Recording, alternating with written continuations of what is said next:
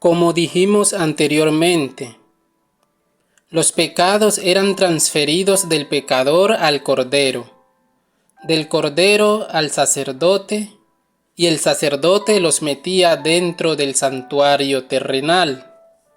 En este caso sería que cuando alguien acepta al Mesías, sus pecados son transferidos al Mesías, y el Mesías, como nuestro sacerdote, los mete dentro del santuario celestial.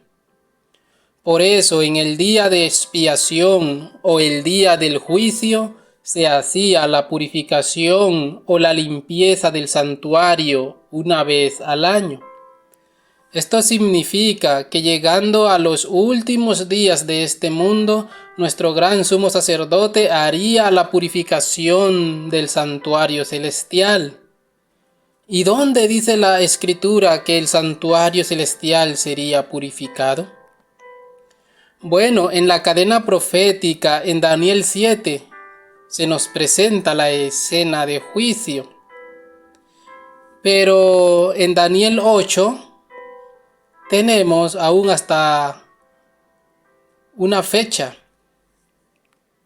Empezando en el verso 11 al 14 leemos: Aún se engrandeció contra el príncipe de los ejércitos. Aquí está hablando del cuerno pequeño. Y por él, es decir, y por el cuerno pequeño fue quitado el continuo, y el lugar de su santuario fue echado por tierra. Y a causa de la prevaricación le fue entregado el ejército junto con el continuo, y echó por tierra la verdad, e hizo cuanto quiso, y prosperó. El continuo es la obra sacerdotal de nuestro Mesías en el santuario celestial. Y este cuerno levantó en la tierra un sistema falso.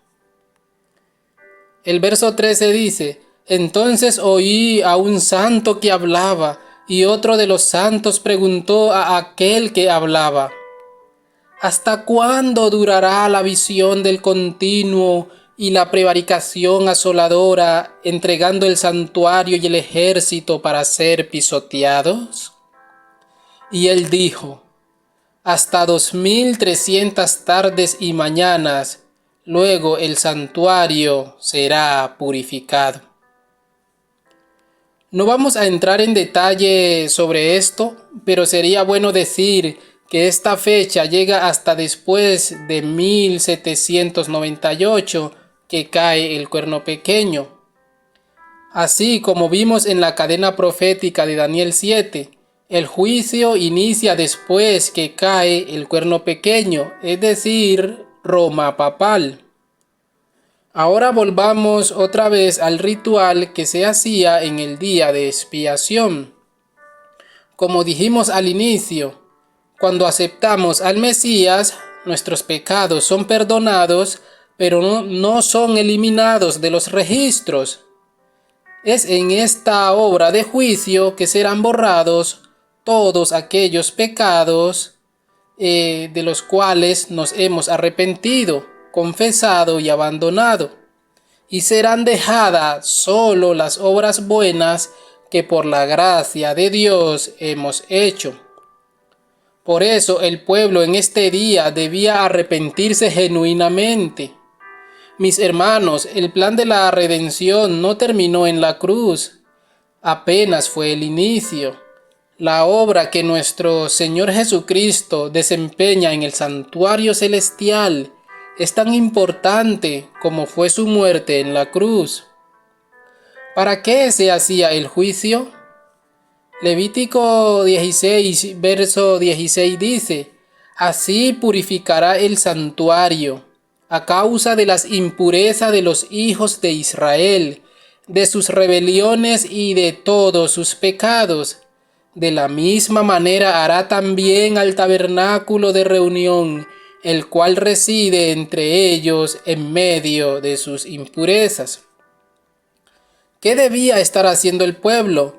Levítico 16, 29 al 30 dice: Y esto tendréis por estatuto perpetuo. En el mes séptimo, a los 10 días del mes, afligiréis vuestras almas, y ninguna obra haréis, ni el natural ni el extranjero que mora entre vosotros. Porque en este día se hará expiación por vosotros, y seréis limpios de todos vuestros pecados delante de Jehová. ¿Qué pasaba con el que no se arrepentía? Levítico 23, 29 al 30 dice: porque toda persona que no se afligiere en este mismo día será cortada de su pueblo. Y cualquier persona que hiciere trabajo alguno en este día, yo destruiré a la tal persona de entre su pueblo. Todo esto, mis hermanos, era una profecía. El verdadero tabernáculo está en el cielo y es allá que Cristo está realizando esta obra. Todo lo que hacían los sacerdotes en el Antiguo Testamento era una profecía de lo que Cristo haría al final de la historia del mundo. Hebreos 9, 22 al 26 dice: y casi todo es purificado, según la ley, con sangre, y sin derramamiento de sangre no se hace remisión. Fue pues necesario que las figuras de las cosas celestiales fuesen purificadas así. ¿Cuáles eran las figuras? Es decir, el tabernáculo que levantó Moisés. Y sigue diciendo: pero las cosas celestiales mismas con mejores sacrificios que estos. Es decir, en el santuario terrenal las cosas eran purificadas a través de sangre de animal, pero las cosas celestiales son purificadas con el sacrificio, con la sangre derramada de nuestro Mesías. Porque no entró Cristo en el santuario hecho de mano, figura del verdadero, sino en el cielo mismo, para presentarse ahora por nosotros ante Dios. Y no para ofrecerse muchas veces, como entra el sumo sacerdote en el lugar santísimo cada año con sangre ajena. De otra manera le hubiera sido necesario padecer muchas veces desde el principio del mundo. Pero ahora, en la consumación de los siglos, se presentó una vez para siempre por el sacrificio de sí mismo para quitar de en medio el pecado. Después que el sumo sacerdote hacía la expiación o la limpieza del santuario, salía afuera y traía todos los pecados del pueblo de Dios y los ponía sobre el macho cabrío por Azazel. Eso lo dice Levítico 16, 20 al 22. Cuando hubiere acabado de expiar el santuario y el tabernáculo de reunión y el altar, hará traer el macho cabrío vivo, y pondrá a Aarón sus 2 manos sobre la cabeza del macho cabrío vivo, y confesará sobre él todas las iniquidades de los hijos de Israel, todas sus rebeliones y todos sus pecados, poniéndolos así sobre la cabeza del macho cabrío, y lo enviará al desierto por mano de un hombre destinado para esto. Y aquel macho cabrío llevará sobre sí todas las iniquidades de ellos a tierra inhabitada, y dejará ir al macho cabrío por el desierto. El macho cabrío por Azazel es una representación de Satanás. Cuando el juicio termine, todos los pecados que Satanás le hizo cometer al pueblo de Dios serán puestos sobre él, y será enviado al desierto. A través de las 7 plagas postreras, este mundo quedará hecho un desierto, y Satanás quedará atado aquí por 1000 años, esperando su destrucción final. Después de esto salía el sumo sacerdote y quemaba la grosura con el fuego que el Señor descendía en el altar. Levítico 16, 25. Y quemará en el altar la grosura del sacrificio por el pecado, lo cual significa que después del milenio los impíos serán consumidos y para siempre dejarán de ser. Apocalipsis 27 al 9 dice: cuando los 1000 años se cumplan, Satanás será suelto de su prisión. Cuando nuestro Señor Jesucristo venga, la tierra quedará vacía y desordenada, como se dice en Génesis 1.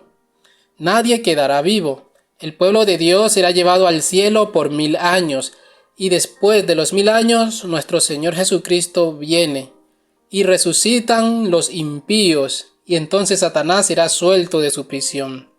Y dice el verso 8, y saldrá a engañar a las naciones que están en los 4 ángulos de la tierra, a Gog y a Magog, a fin de reunirlos para la batalla, el número de los cuales es como la arena del mar. Y subieron sobre la anchura de la tierra, porque son todos los impíos desde el primero que existió hasta el último. Y subieron sobre la anchura de la tierra y rodearon el campamento de los santos y la ciudad amada, y de Dios descendió fuego del cielo y los consumió. Cristo viene pronto. Estamos viviendo en el día de expiación. Estemos vigilantes y en constante oración, porque el tiempo se acaba. El juez ya se sentó y no sabemos cuándo nuestros registros de todos nuestros actos pasen ante el juez del universo. Para concluir, sería bueno tener en cuenta que la norma por la cual seremos juzgados es la ley de Dios. Los criminales, todos los que quebrantan las leyes de su país, están cumpliendo alguna condena. Y no olvide que el pecado es transgresión de la ley, y si queremos pasar victoriosos en el juicio, debemos estar en armonía a la ley. Por eso, pidamos en oración que Dios escriba su ley en nuestra mente y corazón, para que se cumpla en nosotros lo que dijo el rey Salomón. Teme a Dios y guarda sus mandamientos, porque esto es el todo del hombre. Mis hermanos, el mensaje del primer ángel es esto: teme a Dios y guarda sus mandamientos. Y de los que escuchan y obedecen ese mensaje se dice de ellos lo siguiente: aquí está la paciencia de los santos, los que guardan los mandamientos de Dios y la fe de Yeshua. Apocalipsis 14:12.